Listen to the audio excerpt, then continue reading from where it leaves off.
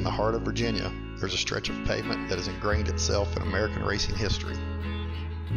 Built in 1957 with just a bulldozer and a plot of land, Virginia International Raceway has become an icon.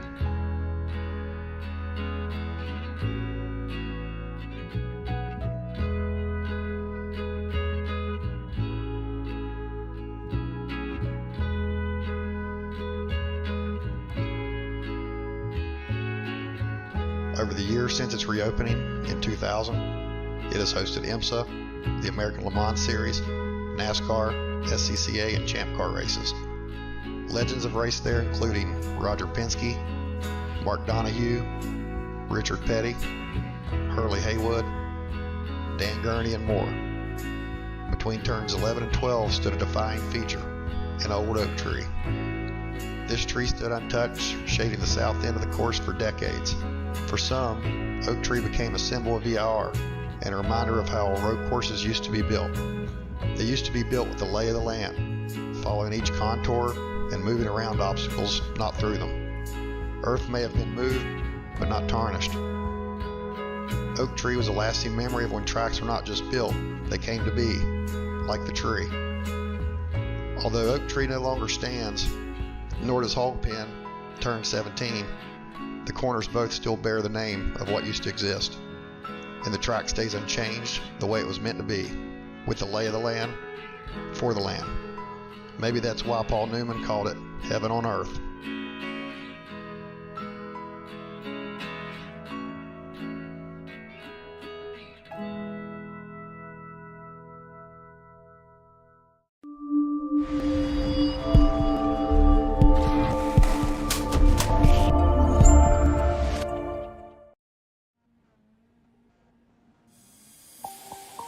In the 1960s, Virginia International Raceway was both feared and revered. The ribbon of asphalt running through the hills a half-mile north of the Virginia-North Carolina border was a huge test of skill and commitment, yet stunningly beautiful. And a jet who 2 years later would win Le Mans outright won the first ever race at VIR in 1957, Carroll Shelby. It also hosted the first ever IMSA GT race back in 1971, won by the legendary pairing of Peter Gregg and Hurley Haywood in the Porsche 914-6. Sadly, though, in the early 70s, the track fell on hard times and, combined with the fuel crisis of 1973, the track closed and reverted to the farmland from whence it was born. Then, in 1998, two New York real estate developers purchased the track, and in 2000, it opened as America's first ever motorsports resort and has inspired numerous knockoffs. But no other have the snake, the roller coaster, Hog Pen, and most revered of all, the Climbing S's. Welcome to VIR and Round 6 of the Full Send Sims inaugural esports iRacing series and Spec Miata. Hi everybody, I'm Greg Creamer. Great to have you with us. Joined once again, most fortunately, by Kyle Heyer. And I'll tell you what, Kyle, if you've never been to this place, people just can't grasp those two sort of dichotomous scenarios. It's so gorgeous here, and if you haven't been here, you can't appreciate it. And at the same time, it is treacherous. I've often said this is a road course you really have to drive with street course precision. You really do, Greg. There's a lot of places on this racetrack that can get you into trouble. The grass falls away from the track, and if you get a tire off course, especially in the rain, it can be the end of your day pretty early on. Glad to be here. I have not had the fortune of coming to this racetrack in the real world just yet, Greg. I think this summer might be the summer, though. Finally, I'll get a chance to head to the hills and climbs of VIR, but I'm really excited. A full field, 30-plus of Spec Miata cars going racing tonight in two 25-minute races. They're on track now for qualifying. Yeah, it's a really, really special place. And I'll tell you, in the glow of the morning, especially that low light, and you're looking and you're watching cars running tails away up through those climbing S's, it is a pretty spectacular piece of real estate. And right now we take a look at what's going on as we are early into the qualifying session, and it's Jason Myers in the number 88 who is atop the order right now over Gil, Blethen, Horn, and as I say that, Rice Puto jumps to the top, and Soto locks into the second place. And this is what we'd expect. Well, that's, times, speeds are going to be churning in a big hurry, aren't they? They certainly are. Here's Morgan Burkhardt in the number 40. We'll Right on board with him as he starts his first qualifying lap, and he's heading up towards Roller Coaster right now, Greg, and this is a fun area. We'll look at a track map a little bit later, but there's a lot of really good passing zones here in a Miata in particular, and heading up this hill into Roller Coaster, heavy on the brakes as you come over this crest, the track falls away, and then you're just clinging to the racing line because if you step out of bounds here, it's going to be tough. We'll ride on board, though, with Morgan Burkhardt this time through, Greg, as he goes through his qualifying lap. Yeah, and if you get a little off right here, this is hog pen. If you mistime it and turn it too early and float out wide, that is exactly what can happen to the car in front. But right now, let's hop on board as Morgan Burkhardt, who has been the man, starts qualifying a run. Well, it's important to start off the lap well with a good run at a hog pen, and it looks like we've done that as we're coming down the front stretch. It's a little bit of a dog leg in the middle, braking right after the two, kind of angling it towards the apex a little bit, really get it in there nice. And this car doesn't really have enough speed or power to usually use all of the outside of the track, so we kind of just keep it tight and carry as much speed as possible. Coming into NASCAR, we're gonna float wide, dance on the brakes pedal a little bit, getting up over this curve, using all of the track, just floating as much speed as possible. Entering the snake, we're gonna kind of come center of track as we are going through it, just to optimize the exit rather than entry, because it's a long run. I mean, it's essentially one straight all the way up to South Bend, and it's just straight lining in on exit, just minimal distance possible, carrying as much speed as you know, when the tires aren't turned, it's less scrub, so you're going faster. And same kind of principle going through the S's, and I'm just gonna straight line it. And coming into South Bend, very scary corner, just the dab on the brakes, then full out on the throttle before we can get to the corner. Dancing a little bit, getting out to the outside and using all of the track. Oak Tree, most important corner on the track, gonna compromise the entrance a little bit to maximize exit. Already back on the throttle, using all of the road. And yeah, that's easily the most important corner on the track. Is this straight is really long and also uphill, so if you're the leading car and you get a bad run out of here, you're dead meat coming into the roller coaster. And as strong as the draft is, it's so difficult to pass here because of the way that the corners are shaped. And I'll get into more of that later as we're coming into the roller coaster, kind of breaking out the one, dance, and the car gets light over the crest of the hill, angling it in towards the apex, using all the track, shortest distance possible, straight lining it towards the entrance to hog pen, hopping over this curb, looking for the dip on the apex, using it as nicely as we can, getting a good run out for another long run into turn one, which is another really hot passing zone. And like I was saying, it's difficult to pass because of the way that the corners are shaped. You can hold the outside, you can hold the inside, and it's a braking battle, so it's a very interesting one. It's a track really that throws pretty much everything at you. I mean, it's got conceivably every kind of corner you can imagine, Kyle. Certainly does, and thanks, Morgan, for that. We're going to let him get back to work up to second. Beans Forster is still a little bit quicker, Morgan, so get back to work. We'll talk to you later. Good luck. Thank you. All right, and it certainly is a challenging racetrack, but Morgan P2 right now, and I love that he was talking about using all the racetrack right here at NASCAR, right out to the edge, using that extra little bit of runoff, Greg, but you talked to me before the beginning of the broadcast about how NASCAR Bend got its name. Well, when you look at it, it's turn 3 there, which is sort of at the top as you come back, and it's a long left-hand corner, and it has a decreasing radius, tightens up at the exit. And back in 1966, the 4th ever Trans Am race was held right here at VIR, and there were 4 NASCAR drivers that decided to come out and give it a go, including Richard Petty, but also David Pearson, Curtis Turner, and Wendell Scott. And every one of them struggled in turn 4. And many people think that NASCAR Bend was actually named sort of as a tribute to NASCAR. And there it is, after the long hairpin, that long winding left. And actually, all 4 of those drivers struggled immensely because if you look at it, you come out of 2, out of the hairpin, you're off to the left, you sort of fade right, but then you start braking while you're setting up and turning. It's a really tricky turn, and then right at the apex, everything tightens up. And those 4 NASCAR drivers struggled with that for the entire event, and so the next year, they started calling that NASCAR Bend, and it stuck.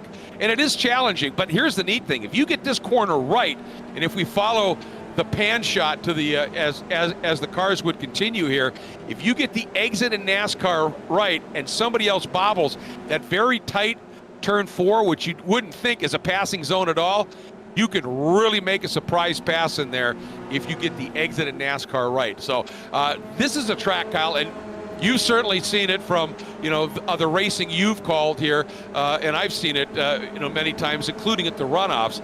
This is a track where in this type of a car, you can surprise people with passing opportunities. You really can, and I love that term because I've been surprised many, many times here in iRacing, driving up towards roller coaster in particular, and it's one of those turns that we talked about 10A and 10B at Road Atlanta last week where as a attacking driver, you can go one of two ways, and I never seem to figure out which way is better to go or which way to defend going up the hill. It is really challenging. You can make the pass on the left or the right. You can force passes here as well, especially if you use the chrome horn a little bit or maybe the door paint. Right. But obviously we're not looking to do a whole lot of that tonight. But it's going to be important to qualify with a field of nearly 40 now as we get about halfway through qualifying. Yeah, it's a big field, and this section here, these climbing S's are amazing, but this turn coming up South Bend that Morgan was talking about, it's a blind entry. As you turn in, it goes off camber, which means it's negative banking. It falls away, and it is a massive commitment corner, and it leads you, as he said, into the most important corner on the track. Very similar in a way to turn 7 at Road Atlanta, where we were last Thursday night. So you've got to get the drive out of that last turn, and if you screw up and run wide into South Bend or whatever, you're cooked on that lap for a multitude of reasons, not the least of which you won't roll speed you need through turn 12, or what they call Oak Tree turn. And I'll tell you, Kyle, we were talking about this before we came on the air. I missed the Oak Tree. It added such, I don't know, it was a touch of class, of elegance, of beauty to this track, and we miss it. And of course, it just fell over. There'd been a period of a huge rain, and then a big windstorm blew through, and it just knocked it right over. You know what the real tragedy is on top of that, Greg? Here in the simulator, iRacing has the ability to kind of preserve things as the way they were. And when they rescanned VIR, they removed the old version, so we can no longer drive under the Oak Tree, which to me was a mistake because we have the ability to go back in time at a lot of racetracks, and we didn't get to do it anymore. Here's Caleb Patry in the 998 running 5th right now. Some new names on the board I'm seeing. Joshua Soto in the 77. He's up inside the top 5, as well as Celine Roland is back, this time with a great-looking livery on this car, kind of fuchsia and lime in that number 87, the Hickson Motorsports car. And Eric Mickey is here as well. He's a driver I've seen plenty of times across the iRacing service in a variety of different chassis, so good to see some new names up here as we get past the halfway point in the season. Yeah, and Alex Jackie, a newbie, and he is sitting right up there in the 6th spot. So there are definitely some newcomers here, and I love that. It adds to the mix, adds to the excitement here, and it makes it happen. And those of you who are wondering, why did that last turn, which is also another incredibly tricky corner and another really important one, and I'm going to jump ahead of myself just a little bit here, that corner, because of the speed of Hogpen compared to the speed of the Oak Tree turn and how tight that corner is, even though the straight is 4,000 feet from Oak Tree down to Roller Coaster and only 3,000 from Hogpen down to the tip in at turn 1. Sometimes your straight line speeds are higher on this shorter front straight because of the exit speeds and the speed you carry through Hogpen. But the reason it got its name is back when this was farmland, if you had driven the track at that point and run wide, you'd have gone right through a hog pen. And that's why they have kept that as a name. And, this track is one of those, Kyle, that is known almost, more by track and corner numbers than by names as opposed to the numbers. It certainly is, and Finian DeCuna, who does all of my camera sets for me, on my camera selection screen, I've got a whole bunch of names: Horseshoe, NASCAR, Left Hook, Turn 4, Snake, S's, Turn 11, Oak Tree, RIP, Back Straight, Roller Coaster, Hog Pen, and Starter. And that's what I've got. I've also got some great drone cameras that Finian set me up with, but this is not one of those Turn 1, Turn 2, Turn 3, Turn 4 tracks. You've certainly got a lot of references by name, as you mentioned. Absolutely, and that long back straight is generally called Madison Avenue. So even the straights have names here, but that's how it was oftentimes back in the late 50s and 60s. Tracks were more known by corner names, named oftentimes after legendary racers and the like. Think to some of the names, say at Sebring, in that layout. So, but it's still Beans. Forrester is doing a great job. And remember, when we interviewed him at the end of the race at Road Atlanta last Thursday night and, queried him about what do you think about VIR. He said, I can't wait. It's my home track now. It's my favorite track. And he's showing it. He's got a heck of a run going right now. Not by much, though, is he? What is that, 310 or 3/100ths in hand right now, but he's up top. He is up top. Rowan Gill is second, and actually this is a great time to transition and show you the points as they are coming into this round, and it's very, very distant at the top of the board with Morgan Burkhardt really having the biggest advantage over everybody. But Forster up in second, Rowan Gill in third. That battle could heat up with Forster on top, Gill in third right now here in qualifying, Greg. So that midfield, mid-pack battle there inside the top 10. Look at Rice-Sputo and Butler and Skip Rock Jr. all just a couple points apart. There's going to be a lot of good fights, I think, from really second through sixth in the points. I think so, too. It's going to be really, really snug and a lot of fun. And this is a track where, if you happen to be looking at some of the notes here before the race started from some of the drivers, a lot of them were talking about how critical the draft is here. And it makes sense, from hog pen all the way to the hairpin, but more importantly, out of Oak Tree and that long run down into roller coaster. If you can get a little help from a tow, that's big. And this is probably, Greg, I'm not sure that I know the distances off the top of my head, but this is probably the longest straightaway that's not Daytona that we've had on the calendar, so that we could really see some overtakes prompted by slipstreaming here tonight, and it's going to make things very interesting. Road Atlanta, I think, was one of the most exciting rounds that we've had so far in the Full Send Sim Spec Miata series, and I'm looking forward to tonight. Again, with the rescan of this track recently within iRacing, we gain a couple track features that we didn't have with the old scan, namely that runoff at the exit of NASCAR and at the exit of Oak Tree. We have a little bit of extra pavement for drivers to use, and that always means people are more aggressive with their lines, trying to find and carry as much speed as possible.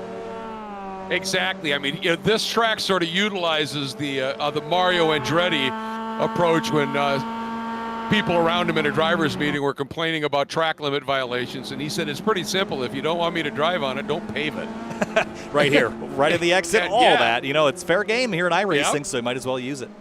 Absolutely. And the exit of NASCAR Bend, turn 3, there's that big amount of runoff on the backside that's paved behind the curb, and that's okay. And virtually every series that I've ever come to VIR with, we're looking at it right there. Now that's exaggerated. That's going to be a big hit. But everybody just allows it. They said it's paved, just go for it. Yes, one of the things I wanted to point out is a lot of series have rules about you can't go over the white line. Well, here's a really convenient fact about the exit of NASCAR is the white line goes away right as the curb starts. So to me, if you want me to not go over the white line, there has to be a white line in the first place, and there isn't there. So fair game. That's a really good point. Absolutely. Hey, and look who just jumped to the top of the charts. 1 points leading Morgan Burkhardt has gone to the top now. And but I'll tell you, these margins are nuts, aren't they? It's 42 1,000ths of a second that Morgan has in hand over Beans Forrester. And then, another 29 1,000ths back to Rowan Gill. Really, really close stuff. I think it's going to be. And Soto is really being impressive here. And he's got some draft now off the number 9 of Alex Jackie, but they're going to run side by side down the front straightaway and actually get pretty close at the high speeds, 110 there. There's the Soto Racing Operations car down the front stretch, and for a new name to be this high in the order, that means some dangerous things for those that have been comfortable up front, because you throw a wild card in the mix and maybe they're not going to play ball with you like the others have grown to over the last couple of rounds. We call that co-opetition. Who knows if Soto is on board with that or if he's got his own strategy to execute. That's a great point. Has he talked to somebody? Does he have somebody to work with here as he floats a little bit wide? Nice save. But you also saw there fair evidence, the number 9 at Jackie, when Soto came up the inside. He didn't really clear him to the point where he could ease back over to set up for the corner. And when you're pitched that close to the inside, you saw then Soto just realize that he had to roll off the throttle a bit, and that let Jackie with that outside line just sort of sweep the outside into the turn. And so if you're going to make a pass down into the hairpin, because it's really a double apex decreasing radius, and it turns back on itself almost 200 degrees. It folds back on itself, and if you come into that turn too tight, you're in trouble throughout that entire corner. Look at the big rise there before you enter turns 12 and 13 and head into Oak Tree, and the gravity will help slow you down a little bit. The rise in the pavement but it's still a pretty heavy braking zone. The problem is you have to trail off very gently because it's very easy to overstep the bounds or over-rotate the car there as you're kind of sweeping through one corner and setting up for Oak Tree. It's a challenging turn, especially in cars without ABS. Thankfully, the drivers tonight will have that crutch on these cars as Rowan Gill goes to the top of the board in the tow of one of those Delta Sport cars. That's the number 10 that he was following, which is driven tonight by Nicholas Rice-Sputo. So Gill, top of the board by 100th. Wow, so close. Just unbelievable here. And that little bit of a toe maybe can make that much of a difference. And, you know, one of the things you were talking about, that run, once you come through South Bend and you climb up that little rise, as you said, into 11, it is really easy because 11 flattens out. So you've got the hill you're driving up on, which gives you that little bit of grip. It allows you to brake a little later, go in a little bit deeper, etc. But if you don't get that absolute right on your braking and turn in, it's easy to float right off the outside of 11, and then you're in big trouble because you can't get any kind of a run through 12. We just saw Jackie have that exact problem up there on that last lap. So as I said, a lot of precision here, and you talked about it. Look, there aren't a lot of spots. I mean, look at this run through here. There's the exit curb maybe, but there's no real runoff. There's no gravel, nothing like that. And in most spots of this track, the grass actually from the track edge slopes down toward barriers.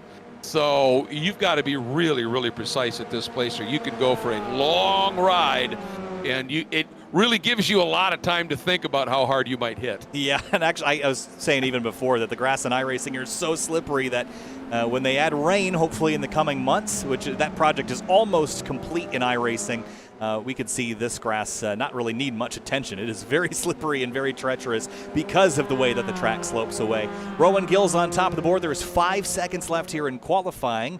And because of the heat race structure, Morgan Burkhardt is not going to get back right now. He's going to get obliterated, and he will no longer have a chance to get back to the start-finish line. And that means that Rowan Gill is going to start on pole for this one, Greg. 2 25-minute races, about 12 laps apiece. Yeah, just it's going to be fascinating. And I think Burkhardt, his lap was in trouble anyway because he ran wide coming out of Oak Tree and dirtied up his tires a little bit. But, we need to say as we get into the break here and we're getting ready for this first heat, a huge thanks to Full Send Sims, our title sponsor. Again, Full Send Sims builds custom turnkey racing simulators with both real-world racing and simulation applications and training in mind. And people that have used these custom rigs, they have all reported faster lap times, and that pretty much says it all. We also have a couple of wonderful presenting sponsors, 3P Logistics, that offer logistical support for you, your family, and your race car. They'll take care of everything from booking flights to helping you get your way back home, along with tailored trackside support. Final Turn Motorsports, it's a full-service prep shop and trackside support. Dyno Tuning, a Miata tranny builder, they do it all as well. And just a quick reminder that we have some awards. P1 through P3 on the season, at the end of the season, they'll all get trophies. P1 will also receive a direct drive wheelbase. P2 will receive a set of load cell pedals. And P3 will receive a choice of an H-pattern sequential shifter or a 2-year paid iRacing subscription. And a quick reminder here that if you're back, 4th, 5th, 6th in the points yet, don't give up, because anybody who's an FSS or a Full Send Sims admin or an instructor are eligible for the trophies, but not eligible for sim hardware prizes. Now, the one caveat there is Morgan Burkhardt was brought in mid-season, so he will be eligible for this first season. But just because you're outside of that top 3 at this stage, don't give up. You've still got a shot at having yourself able to win some of that really cool hardware. Good stuff. Practice makes podium, Greg. That's the Full Send Sims motto. And big thanks again to Final Turn Motorsports and 3P Logistics. Great look at the field. This is going to be a nice, long, full pace lap, Greg, and that means that drivers will have plenty of time to get heat in their tires and their brakes. However, given the weather here, 97-degree Fahrenheit track temp, they're not going to need too much heat to get things a little overly greasy, but rolling under the starter and heading out onto the racetrack. And obviously, good opportunity for that one last look before we go racing. Huge field. It is a sizable track, obviously. When you run the full course here, you're talking about well over 3 miles. So, as you said, a good long run. And in a way, Kyle, it's really 3 different tracks, isn't it? You've got from turn 1 all the way to the exit of the Snake. That's twisty and technical. Then from the exit of the Snake up to all the way to Roller Coaster, with the exception of Oak Tree, it's fast and flowing. And then Roller Coaster down, it's really quick there, but still very technical.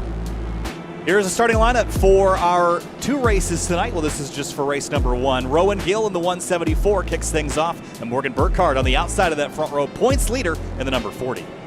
And again, look at how close those margins are. Beans Forster, who led a lot of that qualifying session, will ultimately start 3rd. And Joshua Soto, one of our newbies, starting 4th in the number 77. Row 3, Caleb Patry in the number 998, and Celine Roland starts 6th in the 87. Starting in the 7th spot, Brendan Horn, the number 45, joined by another new driver to us, Alex Jackie, the number 9, starts 8th. 9th place, Skip Brock Jr. in the number 32, and Max Schweid in the 98 starts 10th. Good qualifying run for Max. Starting 11th, Jason Myers in the number 88, and then starting 12th, the number 108, Jordan Rick Segrini. 13th place, Eric Mickey, new series for him tonight. In the number 4, Nicholas Rice-Buto starts 14th in the number 10. Starting in the 15th spot, the number 80 of Andrew Wozencroft, and starting 16th in the number 21, Max Bankin. Starting 17th, it's Seth Spolman in the number 42, and Deacon Greenfield starts along his outside, 18th place for the number 29. And starting in the 19th spot, Levi Knupp in the number 931, joined by Stephen Blethyn in the number 50, starting 20th. 21st place is Charles Vaccaro in the number 221, and Jamison Huffman's number 37 is 22nd. And starting 23rd to 51 of Raymond Blethyn, and he'll be joined by Greg Ginsburg, SCCA Hoosier Super Tour announcer, driving the number 7, starts 24th. 25th place is David Carrillo in the number 95. Court Schmidt starts 26th in the number 172. Starting 27th to 73 of Wayne Buttermore, starting in the 28th spot, the number 15 of Joe Camilleri.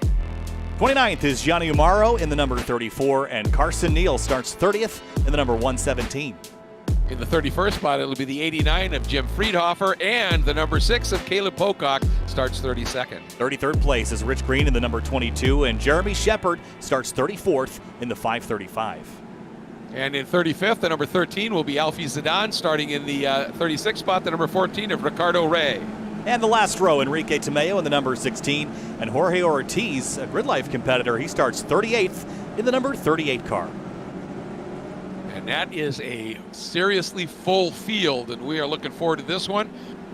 Down through Hog Pen, pace car will make its move down into pit lane, and your front row, Gill and Burkhardt leading their way up. Gill in that darker maroon car with the lanes on the side, Burkhardt on the outside in that more red and black number 40. Looking for the flag to get this first one going. Starter has it, airborne, long front straight. Waiting, late start, everybody come, and we're green! And looked like Gill did time it maybe just enough. Big fear here always, Kyle, is a big one here in this first turn. Let's see if everybody is going to be smooth. We've had some big wrecks in starts, and we've had some really clean runs, and look at that beautiful run through there by Gill. Oh, one car turned around in the background, but other than that, I think we got through it okay. So the field heads off to NASCAR Bend. Nice, good start up front, and a pretty frantic scramble as it always is, but now everyone's got to get single file for the next couple tight sections here before the climbing S's. Yeah, Caleb Patry right there making a long outside run. And the 87, pretty aggressive by Celine Roland there, looking to try and make a move, but decides, nah, that's not going to work well, tucks back in again. A couple of cars running wide, but so far, mostly pretty clean at this stage. And here's that field of 38 cars streaming up through Snake. One car in the background, I think that was Jeremy Shepard that's had a little bit of an off, but we carry on. Rowan Gill leads the way. There's more trouble in the background, and one car sideways across the track is Gianni Morrow in the number 34. And fortunately, everybody, for the most part, able to be evasive and not get caught up in it. First time now through South Bend, and right from the off, Burkhardt pressuring Gill big time up through turn 12. Here's the climb, then it flattens out, and here we go through Oak Tree, or turn 12. Hugely critical run. Gill, Burkhardt, and Forrester, they are pretty much covered by the proverbial blanket. Then the gap back to the 998 of Patry, and newcomer Soto having a pretty solid run as well. But look at that pack behind Soto and Patry at this point. Burkhardt Thought he might try a little something there. Does he want to lead early, Kyle? What do you think? I think he's going to stay in line. They see this gap from Beans Forster back to Caleb Petrie. Trouble in the background. Couple cars scattering, and Jason Myers is going to go for a ride. Can he keep it out of the wall, out of the cones? That was a great save there, Greg. Blast through one of the cones, but back in line. Yeah, you would have bet money he was going to smack something there. Let's see what happened. A little touch here with the number 10, possibly? Oh, yeah. Oh, yeah. Wow, what car control that is in the grass to get that thing back on course. That was wild. Yeah, just a fabulous save by Nicholas Rice-Budo was the guy that he got in contact with, and Nicholas was able to continue the 51, having a bit of a moment there as well. Jason Myers hitting pit lane. I think he's got some damage maybe to the steering. Knocked in a toe link or something, but he's going to have to hit pit lane, unfortunately, on lap number 1. That was a pretty good clout that he took. And look at this, the 998 of Patry has made up some ground, and looks like he's hauling Soto with him here. These guys are trying to join that lead group. Yeah, this is great. I think this is Patry's goal here, is just to relink these groups back together. You don't want to be distracted by playing defense when the drivers behind you give up on catching that front pack, but Patry knows if they work together and at least behave themselves and stay in line, they can run that group back down. And that's his goal right now as they weave through the section called the Snake. And like we heard Burkhardt say, you're literally flat out through that whole snake, which means you enter these climbing S's at a serious rate of steam heading up into these climbing corners, car shifting side to side, weight transferring, inside unloading. If you hit the curb, it gets airborne significantly on the unloaded side. Just a joy to watch. And man, that is a great graphics package on that car, isn't it? Look at him picking up that inside rear wheel on the braking down into Oak Tree. That was phenomenal, but he's made up a bunch of ground in the braking zone and has run up to the back of Joshua Soto. Roland started in 6th, had a real aggressive move on the opening lap, but didn't make anything of it. So he'll rejoin this group and try to move up inside the top 5. And that Hickson Motorsports, that team really active in the Mazda MX-5 Cup. So he's done some racing for them as well. So he gets these cars. Look at that, just that little bit of a break here for Gillen Burkhardt, maybe 4/10 back to Forster right now. But there's the kind of compression of the field back into the roller coaster as the front two have to be a bit more conservative and not run into each other. That's going to bring Patry into the mix, Soto and Roland. It's really now 1.2 seconds back to Skip Brock Jr. In the background, side by side down the hill, Eric Mickey, Deacon Greenfield, and Andrew Wozencroft in that red and yellow number 80, the ketchup and mustard car, right in behind. Yeah, that's really aggressive stuff. And did you see the air that Gillen Burkhardt got as they made that turn in as they exited roller coaster and started to set up for Hog Pen? They caught some air over the curbs up there. It was pretty spectacular. This was Nicholas Rice-Budo going off at Hog Pen and went for a really wide ride, but got it back in group and back to P16 with that moment, but kept it out of the wall. Well, that's one of those corners that is really, tough for a race car driver because it requires patience. And you can't turn in too soon or you're going to run out of road on the exit because it falls away literally down the hill, and the track also falls away from you in terms of banking. And if you turn in early, you never get it back to where you need it to be, and off you go as we hop on board with Wozencroft here, running in 13th spot, Mickey right in front of him. And right in front of Mickey is Greenfield, and these guys having a really good battle right now, trying to crack that top 10, currently held by Rick Segrini in the 108. He's a little farther up the road. Some clouds over VIR here as well. It's dropped the track temp a little bit. We probably won't see that be a huge effect on the handling in the short term, but maybe if it continues to stay cloudy, by the time we get to race 2, we could see some grip levels come up a little bit. It really is a 6-car battle at the front, though, and maybe some contact in the background. Heard some bumpers clanging together. Big slide by the 87 on corner exit. Roland with the save. Got it gathered up and didn't lose too much either. Is that maybe one spot he dropped? I don't think he dropped any spots. No, I don't think he did. Sixth. I think Soto had a little issue out of that turn as well. Watch it here. Yeah, Soto got bound up big time as he went in. Woof. Yeah. And there was a touch on corner exit there as well. What it was. Yeah, I wonder if Soto maybe missed a shift and that got Roland into him, but I don't see any damage on the nose of the 87, so he should be fine. And the rear bumpers is probably the least important part on any race car. So send it, we're good, we'll carry on. Keep on running here as we're now underneath 19 minutes with about 18 and a half to go, winding their way down through the roller coaster. And here this is what I'm talking about with hog pen. You've got to get every ounce of speed out of that turn, but you can see it drops away right before it climbs onto this front straight. And you've got to be very precise through there. I mean, you're going to hear that a lot because that's how you have to run this place. And look at this, starting to get, well, I thought for a minute it was going to open up a little bit of a gap, but Forster and Patry with the line they were running were able to just get right back up onto the back. And it was 6 cars, but after the little touch by Rowland and Soto, it's now a 4-car battle at the front. And Forster's fighting Gill pretty severely in the points for second place, so he's got to keep the pressure on and maybe follow Burkhardt by when he goes to make his move. But Morgan and Rowan are working together pretty well. They've done that a couple times this season. And Forster, will see if he plays the game or if he decides to maybe take Caleb Patry with him and go somewhere. But right now, pretty orderly at the front of the field. Back here, though, a little frantic. That 13 car is a lap down. That's Alfie Zidane. As we watch Stephen Blethen, Rice Sputo, and Jamison Huffman in the pizza car fight for 14th place. Pizza car. Love it. That's the best. We hop on board with him, as you can see, it is peppered with pepperoni. Having himself, obviously, a lot of fun out there right now. There's a look at the number 10 of Rice Sputo. And Huffman's up a handful of spots. Yeah, he is.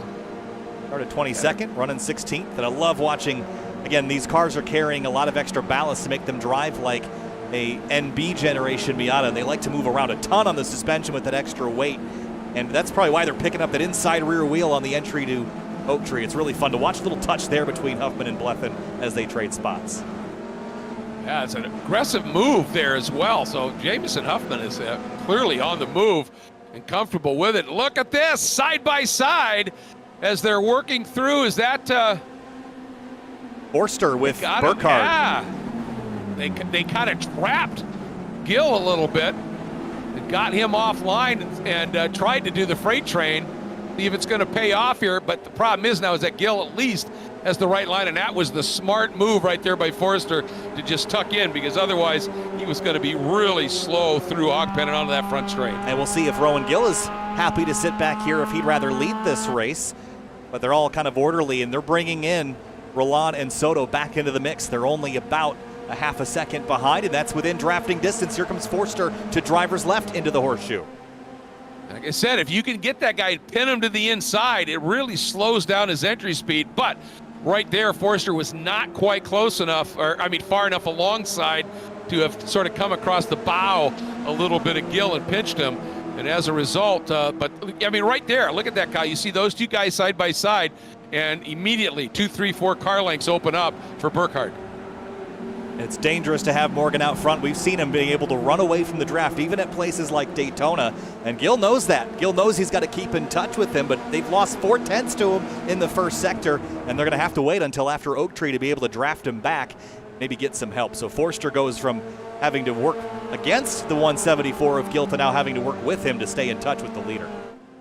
And the one thing that has just mesmerized me, and I mean that, with Burkhardt since I first started watching him run, is his precision. And for instance, coming out of 5 and 5A on this lap, the amount of, he used every ounce of track, just like that, right to the very edge, but never oversteps it by much, if at all. And it's spectacular. Watch this. Yeah, I mean, look at that. Right to the edge of the curb, not even leaving an inch. He actually has the sidewall of the tire hanging out over the edge of the curb over the dirt, but not touching it. That's just incredible precision, as you mentioned. Well, and that's using every ounce of allowable racetrack, and that means he's, even if it's minuscule, he's opening the angle up through the corner. It's not as tight a radius, and the tighter the radius, the slower you are, and he uses it and uses every bit of that track to absolutely astonishing effect. Now, obviously, when Gill's got Forster and Patry and Roland and Soto behind him, they're going to close that gap up once again.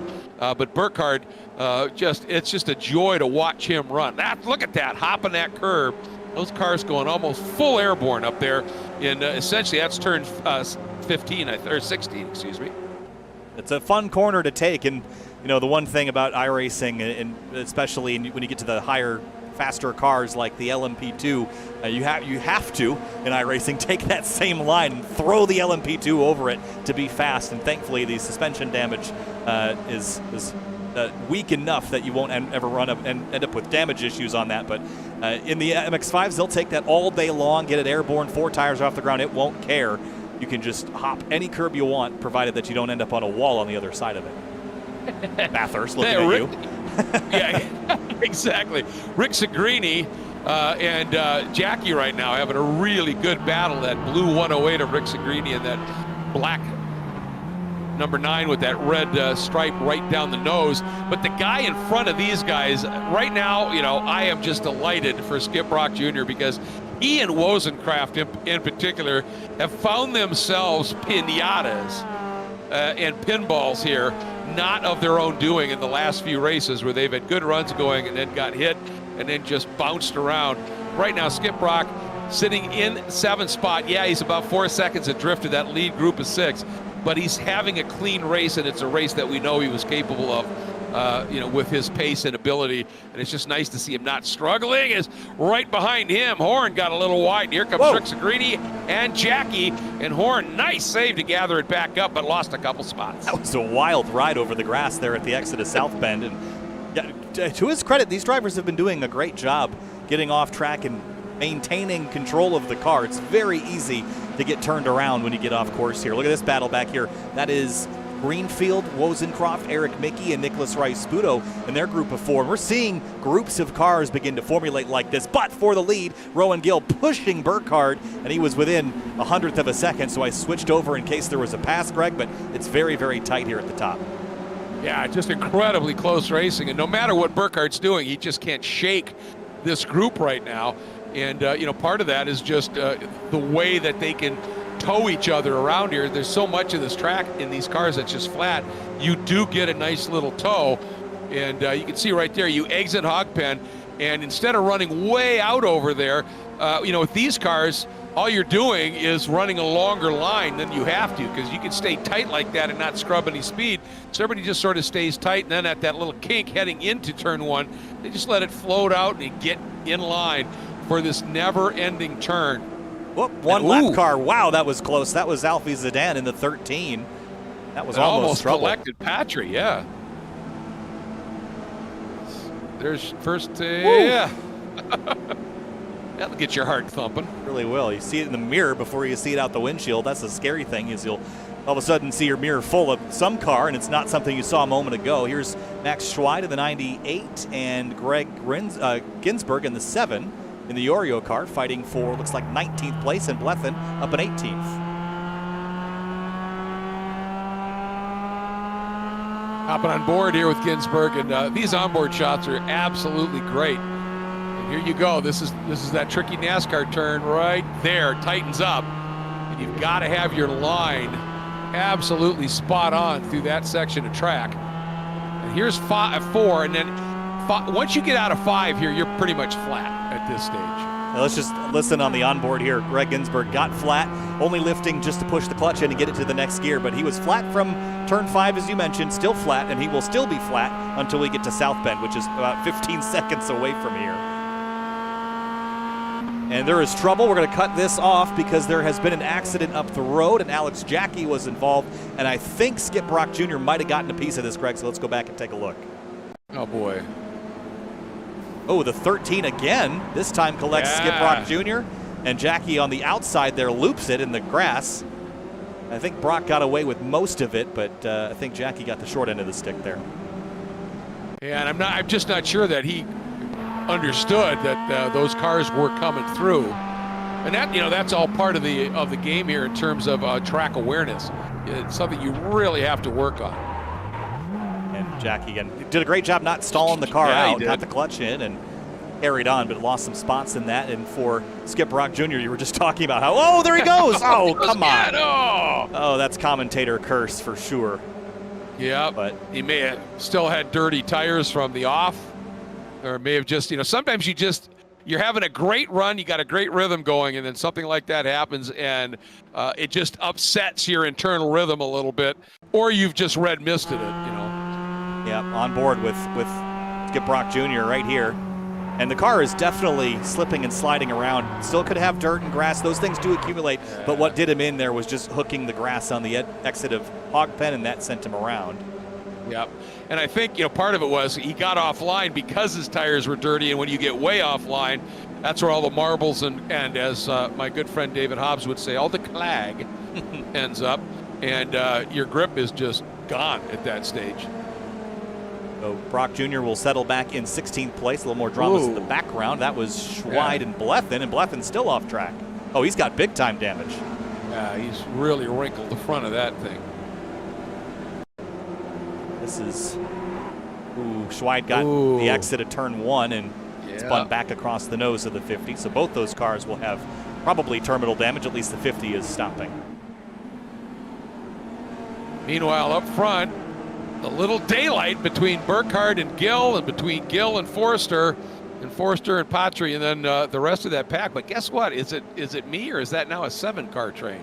There is a 7th car, but it is a lap down car. I think it's Enrique Tomeo. Right. Yes, it is. Oh, yes, it is. All right. So he's dropped a spot. Eric Mickey has gone around at Oak Tree in the number 15. Let's see what happened to him. This is a common issue here, is you get in a little bit too hot and put too much weight on the nose, but right here tracks out a little wide, and simple little spin, and stops very quickly on the sidewall there and backs up off course to continue. Only dropped 1 spot, I think.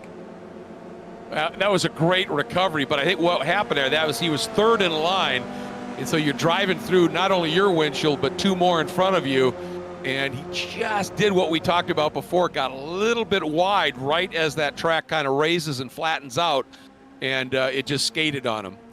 And that's all part of that absolute precision we talk about here. That's a great shot down through Hog Pen. And you can see the amount of speed they carry, and then that little kink as they come down the front straight. And now into this long turn. There's Apex 1. You float out back to the second apex really late. So it helps you set up here for turn 2. And then into NASCAR. And this is the dangerous thing I mentioned earlier. You let Burkhardt get the lead, he will drive away from you if you don't have an organized line behind you. He's just so good in these cars. He has really found his rhythm at pretty much every track we've gone to. And remember at Daytona, he drove away from people at Daytona. So if he can do it there, he can do it here. And that's something that I was concerned about as soon as Gill got past, was they need to keep him in touch, because running him down from 4/10 back is not as straightforward as he made it seem to them a couple of laps ago. Yeah, not at all. And the thing is right now, I mean, Gill, I think, he can stay with him, but they're both just easing away from Forster, Patry, and the rest. And they really, Gill really needed Forster at least to be right with him to be able to close this gap up. We'll have to see. And the problem is you just don't see Morgan make many mistakes. I mean, look at that. Look at, right to that edge again. You can see that little bit. And that may have been about as close as a mistake as we get. He got to the edge, and there was a little bit of dust sitting there. And it may have just slowed his exit a little bit and given Gill a chance. But will he have enough to draft and do anything with it here? We're under 5 minutes, Kyle, so we're getting into that gloves-off point of the race. Yeah, it should be 2 laps to go next time by. And Gill is able to get to the bumper of Morgan Burkhardt. The question is, next time around or the time after that, will he have enough to get up alongside him and then complete the pass on him down through roller coasters? We'll keep an eye on that, but it's going to be an interesting fight, especially if Forster and Patry aren't close enough to help him with that, and he's got to do it on his own. Oh, big slide there from the 40. Big moment. That's, Gill is going to like that, because he said he's feeling the heat. That will inspire Gill. Now, Burkhardt, it was a great save, and Gill's a little bit of a run. He was so close he couldn't do much with it. Patry's going to pot to the outside, trying to do something with Forster, and they're going to come by side here. And behind them, it looks like, is that Soto trying to get back around Roland? Whoop, a little bit of contact there as they do the crossover, but Burkhardt hangs on, and Patry's not able to complete the pass. So all 3 of those passing attempts kind of stopped at 60%.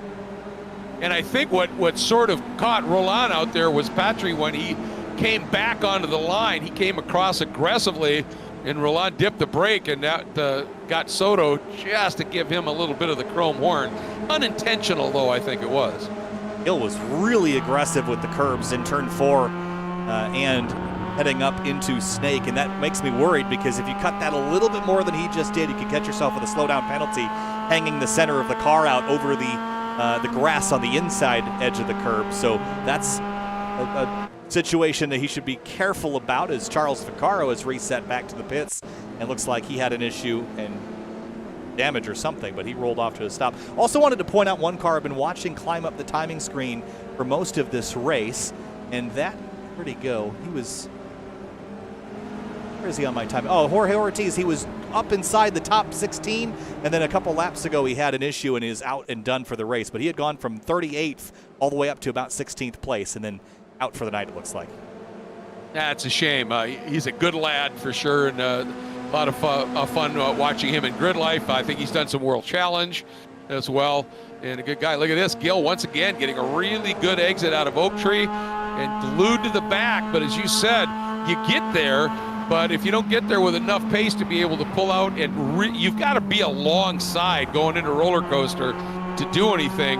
And either Gil is saying, I don't have the pace and I'm not going to risk it, or he's saying, I don't want to show my hand just yet. Well, he's going to have to do it next time. We should be getting the white flag, aren't we? We will be getting the white flag this time. By laps are about 2 minute 18 seconds, 2 minute 10 left on the clock, and that means that the flag is about to change colors here. There it is, white flag waving, 1 lap to go from Virginia International Raceway in race 1 of 2 for the FSS Esports Spec Miata Series, and game on, here comes Gil. Yep, 6 cars covered, and Gil went to the outside and took Forster with him. Forster thought, all right, we're going to push our way through. Then Gil tucked back in again. Now Forster floats out a little bit. And Pat, no, he can't. He can't get his nose back down to the inside. And a lot of movement, but no real change. With the one thing being, Forster is well and truly part of this battle for the lead now.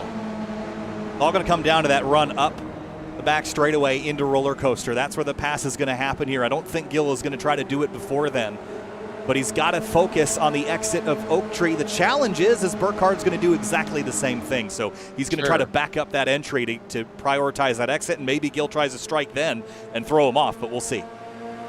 Well, and obviously, as we talked about, Burkhardt doesn't make any mistakes. If he does make an uncharacteristic one, certainly Gil will pounce. But here we go. Now this is up through the climbing S's.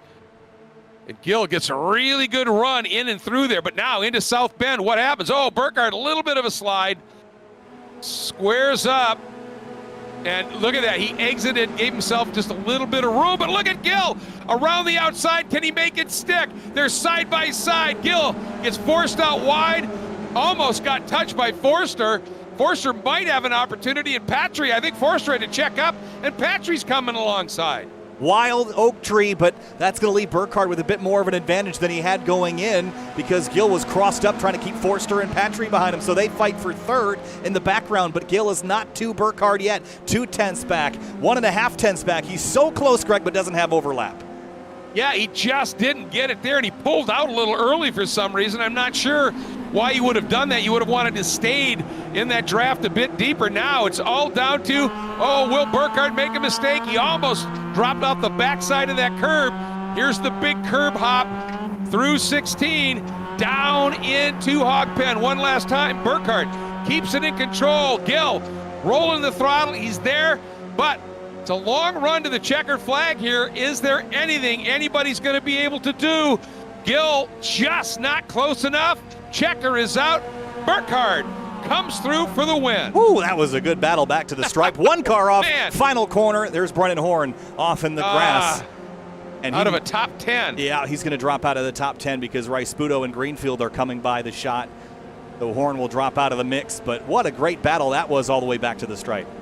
That was fantastic. And Soto, Roland rounding out the top 5. Soto, Rick Sagrini 7th. Wozencroft, a nice run up into 8th. Rice Puto 9th. And Greenfield, good run by Derek, up into the top 10 here with Jackie just outside of that top 10. 5 cars within a second at the finish line up there in the front. Doesn't get a whole lot better than that, does it? That was just superb. And I mean, if there were mistakes, they were minuscule.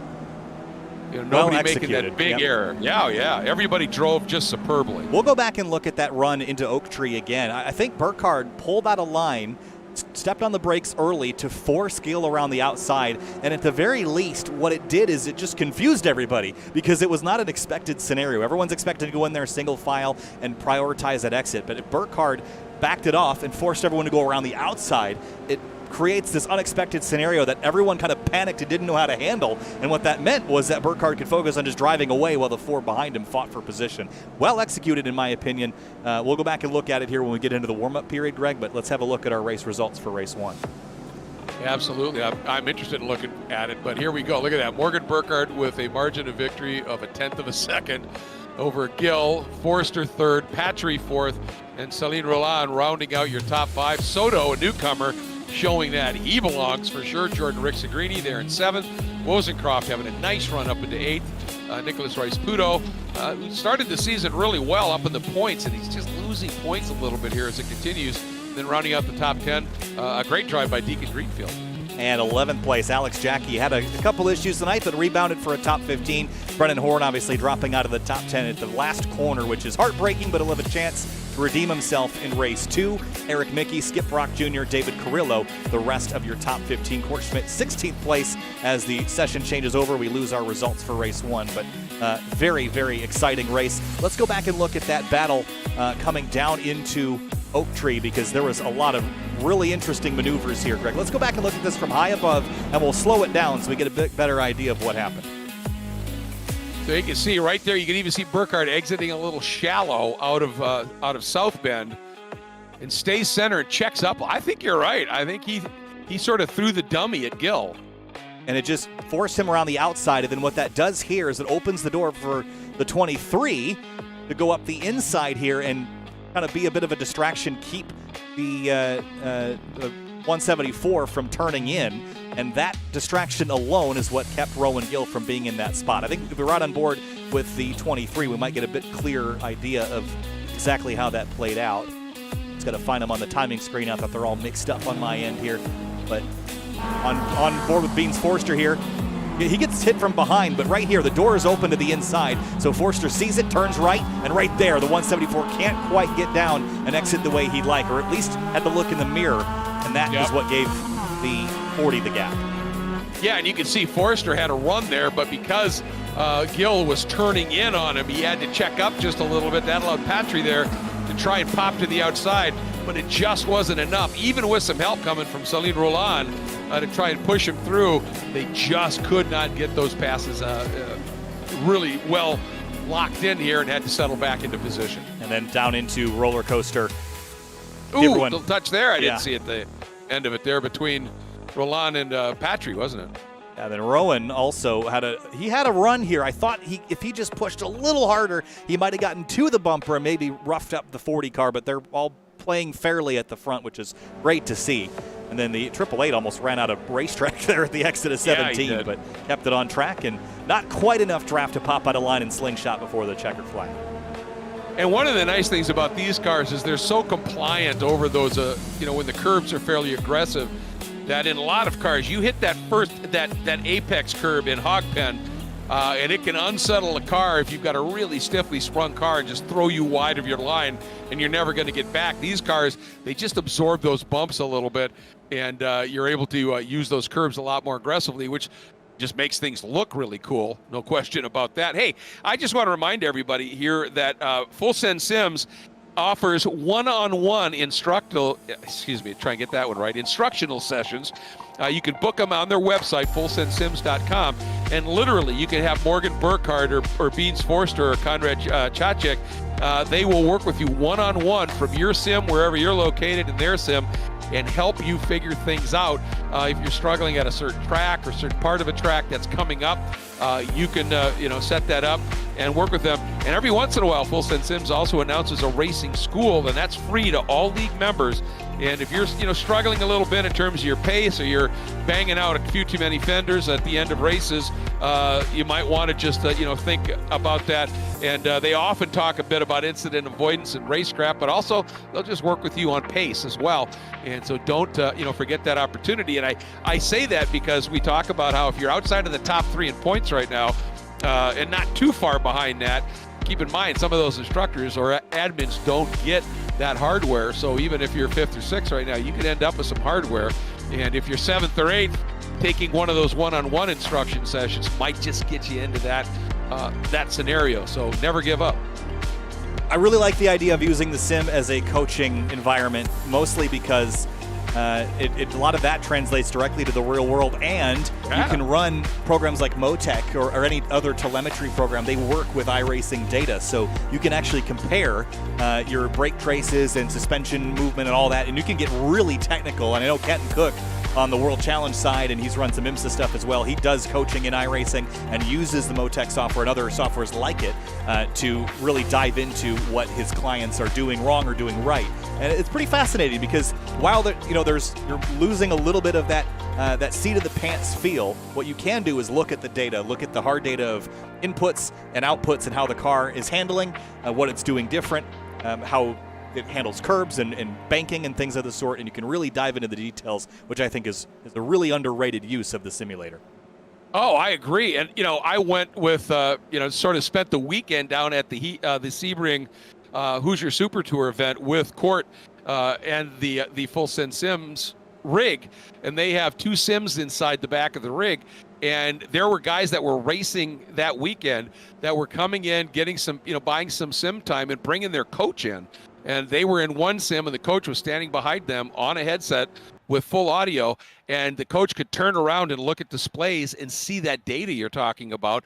And it was live coaching on site. Then those guys would get out, hop in their car for a session, and apply it immediately. That's pretty darn cool stuff. Really cool stuff as the field gets gridded for race number 2, Greg. And clouds are still over the racetrack. Let's have another look at the weather. And it hasn't changed. The air temp has dropped a little bit, but the track temp still around 96 and hovering. Pretty breezy, though, 13 miles an hour of wind out of the west. And, Greg, I don't know my cardinal directions at this track very much, but is that giving us a headwind or a tailwind anywhere? Well, let's see. When you take a look at the layout, west, you might get a little bit of a tailwind on the run up through the climbing S's, and you're going to get a pretty intense side wind as a result going down that back straight. So I'm not sure on balance once you complete a lap you're going to get a lot of gain or loss anywhere in particular. So as the field grids up, we'll get ready to go racing here again for another 25 minutes. No field inversions or any funny business. Everyone is starting where they finished. Now, Morgan Burkhardt is gridded. Rowan Gill has not yet. And I think he's going to miss. Oh, he made it. No, he didn't make it. He's going to be starting from the pits because he didn't make the grid in time. Oh, man. What a shame. That is catastrophic. It is. It's going to be fun to call, watching him coming up through the back. But, I'll tell you, Rowan, you don't have to sacrifice like that for our entertainment. Yeah, that's tough. A 30, we've lost a couple, about a 35-car field. And you're not, again, the start-finish line is actually beyond the pit exit. So at some tracks, like I'm thinking of places like Watkins Glen or something, the first pit stall is actually past the start-finish line. So all you have to, it'll just tell you to wait for the green and then you can accelerate. So at a track like Watkins Glen, you can roll out right at the tail of the field. But here, you have to wait for the field to entirely go by and then you can start rolling. So that's a tough situation for Rowan Gill. Yeah, I'm sure he's sitting in that sim right now, a bit frustrated. But, I mean, he sure made that first race entertaining. We'll see what he can do for the second one. But that now, as you said, sort of totally upsets the apple cart with Burkhardt, Forster Patry. Opportunities now for Celine Roland and Joshua Soto, certainly, who showed some pretty good pace, stuck with that lead group to be even stronger still here in this second race, though, Kyle. Yeah, I was a little surprised there was a big gap as the cars rolled out of pit lane 2. I think there was some confusion of who was supposed to go where, what line someone was supposed to be in, because there was about a 10-second gap between about 12th and 13th as they rolled out of the pits. So a little bit of confusion, but good news is they've got a several mile-long safety pace lap to get this all sorted out behind the safety car before we turn them loose. And I was going to point out, when we get a shot, sometimes you can see it off to the right here. We just lost it.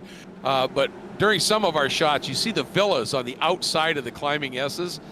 Folks, if you ever want to go to VIR and have the best spot ever to have your hotel room and watch racing, it's in those villas. It is superb up there. So keep that in mind. Trying to see if I had a shot of I've seen it a few times. Man. But it's usually the tails away up through the climbing S's. So Get a chance to see them. I need to go get some more B-roll if I can't see those things. But maybe it's just in the background, right there, in the background. Yeah, Vegas game in the background. Right. And there's also a lodge on site. Whoa, trouble behind. Sorry, Greg. There's There's cars turned around in the pace lap. Well, you know, that's what happens when you get that gap that you were talking about, and then, okay, we get on the straight, and let's accelerate and try and catch the field. Yeah, right here. There's going to be a big checkup. Look how fast they're going, and then right here is the checkup. Yeah. Oh, man. A couple cars with some major damage there. Well, suddenly Gil's thinking maybe it's not as bad that I wasn't starting at the back of that line. All right.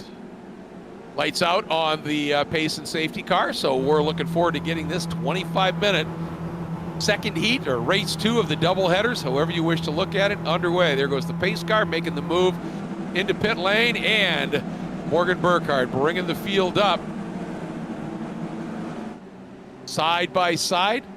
And that's Patry that's up on the outside. Yeah, you get to fill up the row when if a driver doesn't take the grid. So the entire row moves forward. And here we go, Greg.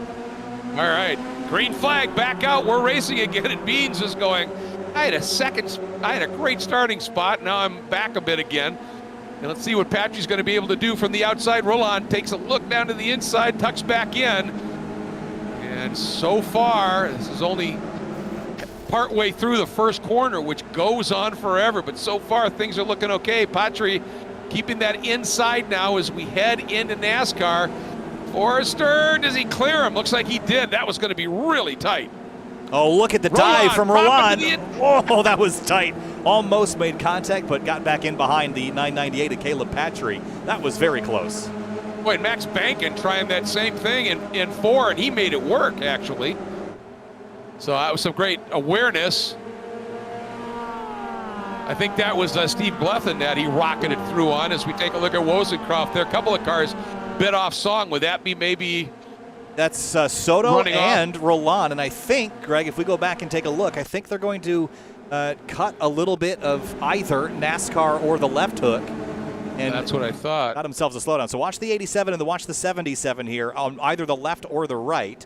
So it's not the left, but watch the right-hander here. Are they too aggressive with it? Yeah, right there. Yep. That'll get you a penalty by being a bit too aggressive, Greg, and that cost them a bunch. Wow. We were just talking about the opportunities that they had, and those have now evaporated. And Roland able to stay right with it. Singrini going around for a spin at the exit of Oak Street, gets back rolling, but lost a bunch of spots. And look at the gap from Roland up to Patry, the 3-car breakaway, Greg, on lap 1. And that's going to be a tough gap to run back down. Yeah, absolutely. Well, the pace of these guys up front, no question about it. Wozencroft and Rice Pudo were really going at it hammer and tong, and Wozencroft was able to sneak through, as you can see right there. And now is he going to be able to, big sideways slide by Rice Pudo. Gathers it up, but he's going to lose a ton of positions. Yeah, just got a little bit of grass on the exit of the corner and just spun the car right around. Eric Mickey, Brennan Horn, Jamison Huffman all in this battle for 9th place right now. Almost banging doors down the front straight with the 32. Skip Brock Jr. had the right sides in the grass, and he makes contact with Greg Ginsburg. Oh, he and Ginsburg sort of bouncing off each other here. And Brock, once again, back in the wars. And he had such a good run going in that first race. Oh, and Brock, I think, just got into the back. And then of the red car, and then Jamison Huffman, Brock bounced into him, and Huffman straightened him right back up again. That was Eric Mickey that got the receiving end of that. Max Schweid off at NASCAR. Hang on to it, hang on to it. Whew. All right, well saved. Again, though, you just lose so much position and track distance. And Burkhardt finds himself with a nice little, 3-4 car lengths here. We'll see how long that lasts over the 23 of Forrester. And then Burkhardt's teammate, Patry, right behind Forrester. Then there's that 3.5, almost 3-second gap back to roll on. Tom O'Gorman told me a story about NASCAR turn back when he was running in the IMSA Michelin Pilot Challenge in 2018. Well, if you remember, he won the race, but he was also had to give up all the prize money for it because in qualifying it was raining and he stuffed the car straight into the fence over there, and they spent a whole bunch of time. So the little bit of prize money that he did win from winning the race, he gave it right back to the team for all the bent body panels that he had gotten rid of in the qualifying session. Well, when you wad a car up and then the team puts it back together and gives you a winning car, the biggest reward you can give them is getting that win for them, which he did. But then when you hand over prize money so that they can buy some spare parts and still have something left for a really good dinner, that's how you endear yourself to a crew. They went on to win another race later in the year as Skip Brock Jr. got hammered into roller coaster. Man, look, he got absolutely clouded, didn't he? From Jamison Huffman. That's a long way back. How did that happen? Let's watch for it here. Looks good here. Oh, man, that wasn't even close. Oh, Huffman had a hell of a run into it. I'm not sure he'd have made the corner without getting into the back. Oh, look at this. Forster up to second. Look at that. And right to the rear bumper of Burkhardt, but Caleb Patrick crosses wide. over. Wow. Yep. That was a classic counterpunch move, wasn't it? Greenfield off at turn one, but with all that happening, Burkhardt's put a little bit more distance, but now he's got his teammate in second. But despite them being teammates, I have a feeling that Patry is not going to be willing to sit back here. He's going to try to run Burkhardt back down, even if it might mean bringing Beans Forster with him. I think you're right, Ed, but I'll tell you what, I was just thinking that, there's only one thing worse than sitting in second with Burkhardt in front of you, and that's sitting in third with Burkhardt and a teammate. Yes. In front of you, because you know that Patry's going to do whatever he can to get to Burkhardt, but he is also going to do it without giving you any opportunity to get through. Gap is 7/10 right now at South Bend. We'll see if that comes down or goes up throughout the lap, but ooh, they're pushing hard. Forster off a little bit more at South Bend, but trying to carry a lot of speed. The 23's got some nose damage as well, which might add a little bit of drag, and certainly you don't need to add any more than these cars already have with the open top. I'll tell you what, though, Forster had a nice run through Oak Tree, through turn 12. And if you could get into the draft, one that sort of nulls out any issue you might have with some of the arrows sometimes. But is he going to have, did he get a good enough run to be able to do anything? And no, he's not going to be there, I don't think. Here's where you pick up a little steam, but yeah, he's not there. Patry still about 7/10 back. They lost some exiting Oak Tree, but this is an area of the racetrack, really from roller coaster to hog pen, where you can make up some ground without using the draft if you just get your lines just right. And for Burkhardt, that means trying to extend that gap back to Patry. It's 1 second now as they come down the hill. And Rowan Gill is way at the back, so I don't know whether he's got some sort of an issue there. He is. Well, he didn't officially start the race, so my graphics won't show it. But remember, he started from the pits. He's up to 25th. But he had to start after everyone else had started, so he's not only has to pass everybody, but has to make up a bunch of ground he lost while sitting in the pit stall as the green flag flew. Yeah, so it's a long day for Rowan Gill, but still, as you mentioned, starting as far back as he did, moving up like he has, shows you what he can do. So we're watching this great battle here. Contact, and that was, oh man, look at that, Raymond Blethen going for, this is that slide we're talking about. And there's just nothing to slow you down till you get to those tires. Yeah, it's a long, long slide, and that is big time left side damage for Raymond Blethen. They just kind of came together on the run down to the horseshoe. And the front straightaway here is basically anything but straight. It weaves and wobbles and winds, and it's actually kind of a blind crest in faster cars where you're actually kind of nervous going down the front straightaway because the track isn't that wide there either. And it's very easy just to run off the track to the left, and I think that's part of what happened there. Yeah, you just have to do everything, that little turn in through that kink, do a little later than you think you might otherwise need to. All right, now it's going to be interesting because Burkhardt's coming up on some traffic, And it all depends on where he gets him. Is he going to get enough of a run to be able to get through before the roller coaster? Because if he doesn't, it gets trapped behind him, that margin he's got built up, just about 0.8 of a second back to Patry, that'll just evaporate. So let's see what happens here. He's not going to get him before they get to the roller coaster, I don't think. No, and again, the draft in this car, we've seen it be a little bit affected by all that weight that they're carrying around, so it's not, unladen, this car will kind of suck up to the rear bumper of the car ahead a lot quicker. They have to plan for that and really, prioritize your exits. But they have kept the gap to Burkhardt still about 7/10, so they're not actively losing time. But they're not gaining much either. All right, this is that drop down through Hogpen. And that Skip Brock continuing his ongoing battles. That car, the rear end of that thing has been facelifted. The rear trunk is about 18 inches higher than it was when he started the race, but that's the side you don't photograph when you put the car up on Craigslist. Celine Roland is off. Oh, no, and he was having such a good run. Knocking on the door of a top 5. Rosencroft behind just ran wide. Guess where? Hogpen. Yep.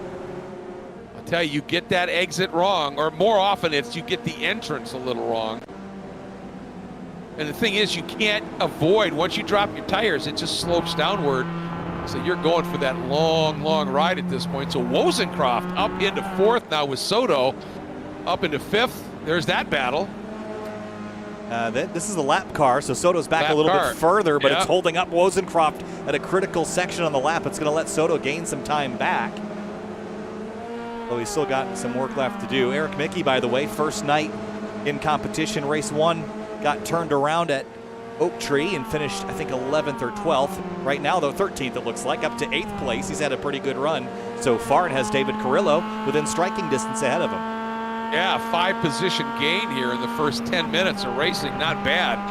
And also for Horn in the number 45, who had that laid off after looking like he was going to have a really good run, has fought his way back up into 6th right now. Look at that, 6-spot gain for Brendan Horn, doing a nice job, and that's that lap car, I think. And, whoa, Skip Brock Jr. again goes off course, this time at South Bend. Oh, man. Been a night to forget for the 32, at least in race 2. And the frustrating thing is we've seen it, Kyle, he's so quick.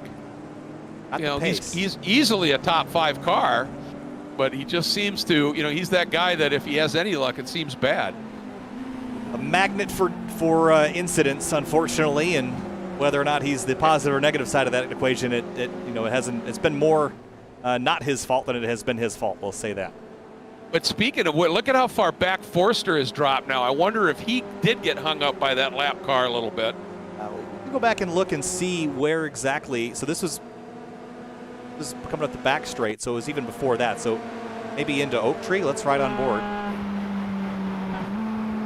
I wonder if he got off course and maybe right there he's a little off, but kept the tires on the road, and maybe here does he step off track a little bit? Oh, right there. Right there. Big center corner correction. But look how much time, that little mistake. Oh, now he's really off, this time at the Horseshoe. This is turn 1. Well, I saw him right as I was about to talk about how far back he was. He just really attacked the hog pen. You can see that car really step out, and I went, boy, he's really pushing hard here. And, of course, that just means you lose time. Look at that. He could never get it turned to the apex. Good. Yep. So it was 3rd, ends up 6th. Drops in behind Brennan Horn. It's 1 second from Burkhardt to Patry. And look at this fight behind Eric Mickey. Jamison Huffman is here. David Carrillo is here. Carrillo got passed by Mickey. Now to the inside of Huffman. They're going to bang doors through left hook. Man, that was, and I'll tell you can make that pass, and he sure gave it a run, didn't he? Didn't quite get it executed, but that's where if you really get that drive to the inside, and then you can rotate the car and put it right where the guy you're passing would want to exit, you can make it happen. That was about as close as you can make it, the effort, without it actually executing. So he knows he's quick through there now. Eric Mickey up to 7th place. He's 1.2 back from Forster, who we just saw have a mistake at turn number 1. So I think Mickey could even get as high as 6th place, or maybe even 5th. If Brennan Horn has an issue, he's just 3.6 seconds ahead. Meanwhile, out front, it's the teammates that are 7/10 apart, but they've got no pressure from behind. It's 8 seconds back to Joshua Soto. And that means that these two can settle it amongst themselves, which is probably a dream scenario for the Delta Sport team. I was going to say, you know, for Patry now, he doesn't have to worry one whit about anybody behind him, and he could just go on full attack mode.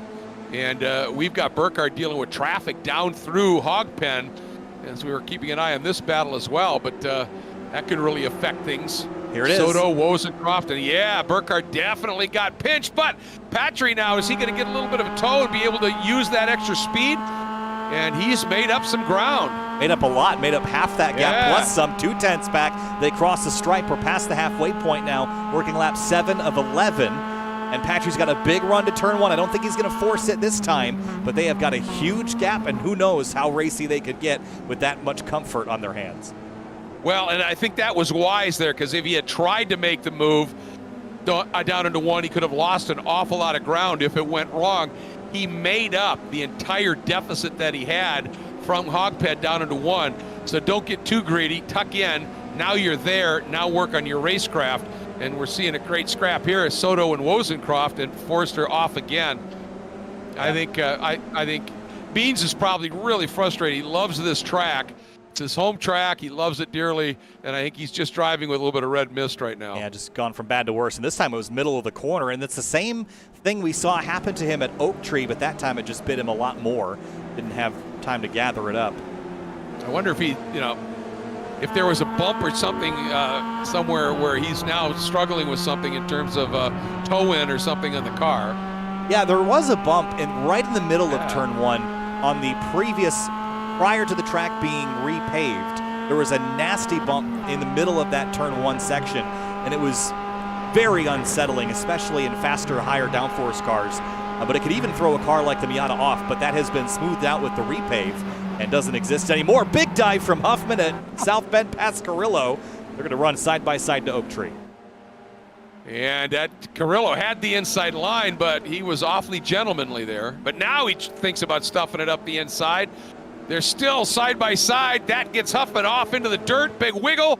And Carrillo couldn't do anything with it, but here comes Ginsburg coming up as well. He's got a lap car in the mix, but Ginsburg would be next up on this queue. And here they go side by side. Drag race to the roller coaster. He's got it. Does he have him cleared yet, though? Yes. Yeah, he does. But just. Woo. That's how you have to make the pass into the roller coaster. You've got to get clear or you're in trouble. Oh, and then I'll tell you what, Huffman is just Mr. Aggressive, isn't he? He just took that with so much assertion. Yeah. He just went down there and stuffed it down the inside, and he got it. Meanwhile, up front again, the teammates back at it, 8.5 minutes to go. Patry and Burkhardt nose to tail, an 11-second gap. So at this stage, Greg, if I'm Caleb Patry, I'm Morgan Burkhardt, I'm taking off the gloves because we've got plenty of ground. Even if we loop the car, we've got time to get back rolling. So I'd be racing if I'm Patry. We don't need to work together anymore. No, I think that's it. He's caught him now. And now it is, as you said, time to get after it. And you can see he's trying to open up a little bit the entry into 5 so that he can get it rotated and get the throttle even sooner. He gives up a little bit on the entry so he can square it, and trying to get any kind of a little additional jump here. And here's that run up through these climbing S's, spectacular. And as we come to the top here, there those villas come into view. Tell me that's not a great, each one of them has a deck. I'll take one. You can sit on and watch this. Oh, yeah. Spectacular. Oh, a little bit of dirt for Caleb Patry's right side tires. He's close. Now, here's a thought for you, Kyle. If Patry is as close as Gill was going into the last lap on that first race, does Burkhardt try and pull that same move and overslow and force Patry to the outside? I think it's riskier now because there's no one behind Patry to disturb. I mean, that move only works, I think, because there's a third car in line that wants to pass car number 2. Now, if you put the other car, if you're Burkhardt, you put the guy in second offline, and there's no one there to fill the gap as you get to Oak Tree. I don't know that is quite as effective because all he's going to do is wait, turn in a little later, and do the crossover on corner exit. I think that that would be a strategy to play other than, leaving it to chance at roller coaster, but I'm not sure it's quite as effective as just maintaining your line and just going defensive the old-fashioned way. But 6.5 minutes to go, Greg, and probably about 3 laps, maybe 4 laps left this time through. Patri's going to have to start figuring out something because Burkhardt has led basically every lap of this race. And boy, I'll tell you, look at this. He gets that run. What's he going to do this time? Goes to the outside. He's not going to be far enough up where he can squeeze Burkhardt down to the inside too much. And that's what you can make work. If you're up enough where you've got your nose ahead, even though you're on the longer arc, then you can come down and pinch the guy that's on the inside, tighten his radius up, and he's got to get off the throttle to avoid getting into you. And sometimes you can make that work. But Burkhardt's pretty savvy, I think, to that kind of thing. While these two continue, here's a battle for 10th place. It's Beans Forster and Max Bankin. And the problem with going around the outside at turn 1, in my opinion, Greg, is the inside is so tight and so slow that you can actually really maintain that inside because it's such a tight radius. It's a really short distance. And if you're on the outside going the other width of the track away, you end up going a lot further. So it's actually pretty hard to pinch somebody there. It works most of the other corners, but in turn 1 in particular, I've always found the inside to be a better line there, even if you have to stay completely tight up on top of the curbs. Ooh. This is getting dicey. I agree with you. That's the first time I've seen Morgan Burkhardt wiggle, getting all the way over the exit curb, and then hops that curb at 12, leaves a big black stripe as he goes to throttle. But that time Burkhardt through South Bend wiggled on the exit, and right there, see that? That he ran a little deeper over the exit curb, and I mean down along the exit curb, and the drop off on the backside there is rough, and it disturbed his rhythm a little bit. Watch this turn in here. Yeah, I mean, and then the car slides there, and that means it's not driving forward as hard as it could. So I think Patry might have the corner of the mouth curving up into a little grin at this stage. Down through Hog Pen now, coming to 2 laps to go. And Patry's close enough now that by the end of the straightaway, he'll be alongside again. So we'll see what he does this time. Tried the outside the last time around. Burkhardt's not going to give you the inside, certainly not. So what do you do? Yeah, ever. So, and that's the thing. I mean, you lead, you've got that position, and the minute you look like you're going to go inside, you know that Burkhardt's going to be there and cover. So this time Patry just follows him in. And sometimes when you do that, you try something, and then the next time you say, well, maybe I could do it, but then you just follow him through. Sometimes that's an indicator that you found somewhere else, perhaps, where you think you could do something with him. And Burkhardt didn't go defensive that time, but I think with his teammate, he trusted him not to sail up the inside unasked. I think he just went back to the racing line knowing that the rules of engagement dictate that you've got overlap before you try to attempt to pass. Yeah, I think you're absolutely right. That was something that they reinforced as well, by the way, Greg, was the blocking rules and what the vortex of danger is before tonight. Yep. Yeah, it was a pretty good online discussion before all of this got underway here about some of that. All right, here we go. Climbing S's. Here's the one that really tortures you a little bit. Now, here's South Bend, that really tricky exit. Burkhardt a lot more control that time. And you can see that gap opened up just a little bit. Now the compression under braking. Much smoother that time. And, that's the thing. That can ripple through 2-3 corners when you have that big wiggle offline and bounce coming out of South Bend. It can affect you all the way through the exit of Oak Tree. And that time you saw when he had South Bend just right, it was just smooth as glass all the way through the next 2 corners. And in the MX-5, you can really use the apex curb at Oak Tree in a higher downforce, faster car that's stiffer. That curb will really upset you, so you're just trying to apex it, so you just nip the edge of the curb rather than mount it. But in the MX-5, you can get all over it. Little understeer there for Patry. Lost some ground, even though he was right on the bumper of Burkhardt. Missed his turn in, kind of pushed the nose and lost a couple tenths of a second. But he's going to have about 3 miles to figure out what he wants to do with his teammate, Greg, because this time through we're getting the white flag. All right, and this is where Patry has had really strong runs, using a little bit more of the track on the exit. And you can see he had a little bit better exit speed, not a ton, but a little bit better And there's the white flag. Does he have enough in terms of a toe now to do anything? Burkhardt thinks he does. Protects to the inside. Patry pops way to the outside. Now he's got to be aggressive. Turn down or try and square up underneath. Burkhardt reads it to perfection. Goes right where Patry wanted to do the under part of the over-under. Now, is Patry going to try something a little aggressive up into turn 4, what they call left hook? You can see Burkhardt protecting. Ooh, a car on the exit. Burkhardt brakes really early here. Patry now tries to get some rotation through 5. Here's 5A. Burkhardt looking good. Patry a little bit better straight line through there. There's just nowhere to do anything here, Kyle. This is a dogfight here, but Patry has Burkhardt exactly where he needs him. He's right there on the bumper, so he's about as close as you can get without being ahead of him at this stage. So it's game on, half a lap left, and this is going to get wild. And there's enough room for 3 sheets of paper between those guys at points here. Here we come, up and over the rise. Here's South Bend. Burkhardt brakes early, make sure he doesn't overrun the exit. Beautiful job. Placing the car where he wants it. No games going in this time. Takes Patry way out wide as well. Here's the run and a ton of traffic in front of him as well. They might not get to the traffic, but Burkhardt got a really good exit out of Oak Tree. Patry didn't get a bad one, though. He'll be back on the bumper entering roller coaster, Greg, and then it's a battle down the mountain all the way back to the stripe. It's going to be, I don't know, about 30 seconds from now that we know the winner, but Patry's got a big run. Here he comes. Yes, he does. Does he pop to the left? He's going. Burkhardt staying put. Does Patry have enough to establish himself in front? He dives sooner to the apex. Burkhardt trying to get back to the inside. They're side by side down through the roller coaster. Now, here's the big curb hop.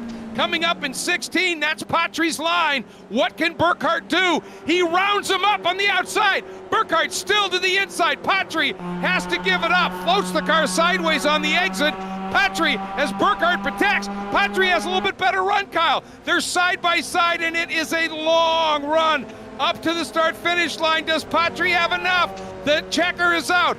Who gets it at the line? It is Burkhardt. No, it's Patry. No, Patry gets it. Changes up by 2 one-thousandths of a second. Oh, my goodness. Oh, right at the stripe from Burkhardt to Patry. Wow. Wow. Yeah, scoring just that instant, it showed Burkhardt, and then suddenly Patry was there. Wow. That was awesome. That's our closest finish of the season. I think that beats Sebring, doesn't it? That was 3 1,000ths. This is 18 thousandths, 200ths. Oh, 18 thousandths. Oh, okay. That's right. It doesn't go to the... Still, mighty close. Very, very, very close. Let's have a look at that again. We come back down. Here was the finish again. We'll do this from a couple different angles here and do this in full slow-mo so you get the full effect. But this is fantastic. And here Burkhardt has the advantage. Still does. Right there, that's where Patry gets it. And that is your margin of victory. I mean, that is so close. That's incredible. And I think what really made that work for Patry is we see how close it is right there. But if we can go back down to the exit of Hogpen and watch Burkhardt pinch his exit, thinking that Patry is going to try and make an inside move, I think. Watch this here. This is just great stuff. Side by side, no contact in any of this. Side by side here, Kyle. Look at that. That is absolute precision driving here. Burkhardt actually has the edge that knows ahead. Patry comes down and watch Burkhardt now as they come through Hogpen. He would normally track out, and look what he does. See how he stays down low? And I think that scrubbed just enough speed, and Patry opened that wheel up, opened his wheel up, and that gave him in the nose at the line. Look at that. That was incredible. That was just a blast. And you don't get runs like that to the checkers all the time here at VIR, but when you do, they are exceptional to watch. And 18 thousandths, we are racking up the number of finishes that are sub 500ths, and that's another one of them right there. It's just so amazing. Absolutely superb stuff. All right, so with that, they're finally just rolling around back to the pit lane now. Let's roll through our race results for race number 2, Greg. And at the top of the order, now you can see the rest of the field here, but so close at the top. Yep, as you said, was at 2 100s. Just stellar stuff. Burkhardt second. Joshua Soto, first time out, second time with us in a race, ends up on the podium. Wozencroft got a really good solid fourth. Brendan Horn rebounding after that problem in the first race up into the top 5. Another newbie, Eric Mickey, a solid run into 6th. Carrillo 7th. Greg Ginsberg, what a run for Greg. Absolutely superb job. Beans Forrester, a problematic run to 9th. And Max Bankin, who was one of the 2 really aggressive guys on the track, earns a top 10. Looking on to page number 2 here, Skip Rock Jr. rebounded. It was not a great race for Skip in terms of staying out of trouble, but he did rebound for 11th, so there's that to be said. Nicholas Rice-Puto didn't have much to say inside the top 5 tonight, but did finish in 12th. Deacon Greenfield, Huffman, and Schweid wrap up the rest of your top 15. Rickson Greeny rebounded. Court Schmidt another top 20 tonight. Jim Friedhofer wrapping up the rest of the top 20, Greg, as we go on to the last page here. Celine Roland down in 30th. Yeah, it's a tough one, who obviously had a really good run going. And Rowan Gill ended up at the end out of the race, so we never got to really see where he might have ended up. And Jamison Huffman was the other guy who was just uber aggressive in the race tonight. But just some great stuff.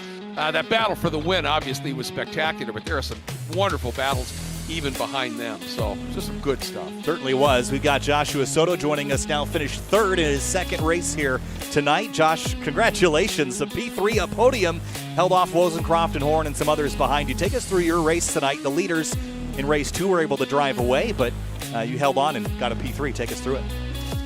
Oh, yeah. The start of the race was pretty challenging. Ended up catching a slowdown penalty. It kind of came out of nowhere. So the rest of the race was just pretty much just try to catch up to the leaders as much as I could and try to see how close I can get to the podium. Well, and you got pretty close, ending up on it here. And those slowdown penalties, sometimes I would imagine you go, I've got a penalty coming, when you know you really got something. But, when you're on that tightrope, you said they can really be a surprise, yeah? Oh, yeah.